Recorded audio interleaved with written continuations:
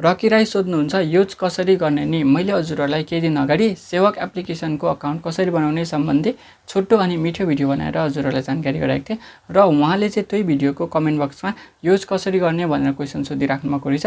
आजको यस भिडियोमा म कुशल चेम्जोङ हजुरहरूलाई सेवक एप्लिकेसनबाट कसरी राइड बुक गरेर आफ्नो गन्तव्यमा पुग्ने सम्बन्धी यस भिडियोमा पुरा जानकारी गराउन गइरहेको छु। सेवक एप्लिकेसनबाट राइड कसरी बुक गर्ने अब म हजुरलाई जानकारी गराउँछु। एप्लिकेसन खोल्नुहोस्। सेवक एप्लिकेसन खोलिसकेपछि यहाँ मास्तिर सेवकको लोगो आउनेछ। लोगो आइसकेपछि हल्का टाइम लिइसकेपछि यहाँनिर तपाईँले पर्मिसन दिनुभएको छैन भने पर्मिसन माग्नेछ। मैले पर्मिसन दिएको छुइनँ, अहिले भर्खर पर्मिसन दिएँ। पर्मिसन दिइसकेपछि यो एप्लिकेसन खोलिनेछ। मेरो इन्टरनेट चाहिँ हल्का स्लो छ, यहाँ टाइम लिइरहेको छ। तपाईँको इन्टरनेट फास्ट छ भने यो खोलिहाल्नेछ। यहाँ तल अब तपाईँलाई दुईवटा अप्सन ट्याक्सी अनि यहाँनिर बाइकको अप्सन दिइरहेको छ। बाइकमा चाहिँ तपाईँको स्कुटी अनि बाइक पर्छ। यहाँनिर ट्याक्सीमा चाहिँ ट्याक्सी अनि रिक्साहरू पनि पर्छ। तपाईँ एकजना हुनुहुन्छ भने त्यो बेलामा तपाईँले बाइक अथवा स्कुटी चुज गर्न सक्नुहुन्छ। तपाईँ 2, 3, 4, 5जना हुनुहुन्छ भने त्यो बेलामा तपाईँ ट्याक्सी अथवा रिक्सा चुज गर्न सक्नुहुन्छ। म चाहिँ एकजना छु, त्यसले यहाँनिर बाइकमा क्लिक गरिदिन्छु। बाइकमा क्लिक गरिसकेपछि हेर्न सक्नुहुन्छ यहाँनिर मेरो लोकेसन यहाँनिर देखाइरहेको छ। अब तपाईँ कहाँ जाँदै हुनुहुन्छ, यानि कि म चाहिँ कहाँ जाँदैछु। अब यहाँनिर वेयर टु भन्ने अप्सन दिइरहेको छ, हेर्न सक्नुहुन्छ। वेयर टु जुन अप्सन छ नि यहाँ एकचोटि क्लिक गरिदिनुहोस्। तपाईँ कहाँ जाँदै हुनुहुन्छ यहाँनिर लोकेसन सर्च गरेर पनि लेख्न सक्नुहुन्छ। म चाहिँ अहिलेको लागि यहाँ हेर्न सक्नुहुन्छ तलतिर सेट लोकेसन अन म्याप एउटा अप्सन छ, यहाँ क्लिक गरिदिन्छु। यहाँ क्लिक गरिसकेपछि यो एउटा डिक आउँछ। यो डिक चाहिँ के हो भने यो चाहिँ मेरो लोकेसन यहाँ देखाइरहेको छ। म चाहिँ अहिले यहाँ छु। अब कहाँ जाने भनेर यहाँनिर मैले यो डिकलाई राख्नुपर्ने हुन्छ। म चाहिँ यता राङचा डाँडातिर जान चाहन्छु र मैले यहाँनिर राखिदिएँ। अब तपाईँ जहाँ जाँदै हुनुहुन्छ त्यो ठाउँमा यसरी राखिसकेपछि तलतिर हेर्न सक्नुहुन्छ एड लोकेसनको अप्सन छ, यहाँ क्लिक गरिदिनुहोस्।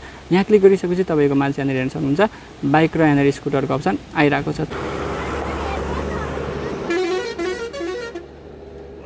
बाइक चुज गर्न चाहनुहुन्छ कि स्कुटर चुज गर्न चाहनुहुन्छ भने यहाँनिर देखाइरहेको छ। र पैसा कति लाग्छ यहाँनिर पैसा देखाइरहेको छ 50 रुपियाँ।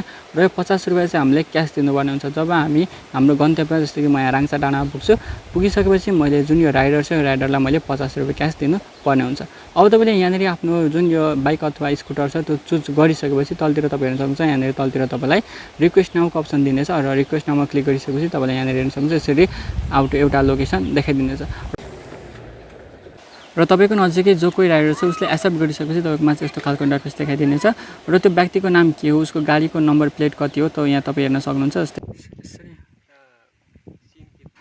कल गर्न चाहनुहुन्छ भने यहाँनिर कल अप्सन छ, अनि लोकेसन सेयर गर्न चाहनुहुन्छ भने यहाँनिर सेयर अप्सन छ, अनि क्यान्सल गर्न चाहनुहुन्छ भने यहाँनिर क्यान्सल अप्सन छ। अब तपाईँको म्याच गाडी आइसकेपछि तपाईँको म्याच कस्तो देखाउँछ भने म हजुरहरूलाई देखाउन गइरहेको छु। जब तपाईँको म्याच मान्छे आइपुग्छ नि गाडी लिएर तब तपाईँको म्याच हेर्न सक्नुहुन्छ यहाँनिर यसरी यहाँ हेर्न सक्नुहुन्छ यसरी देखाउँछ। र ओके गरिदिनुहोस्।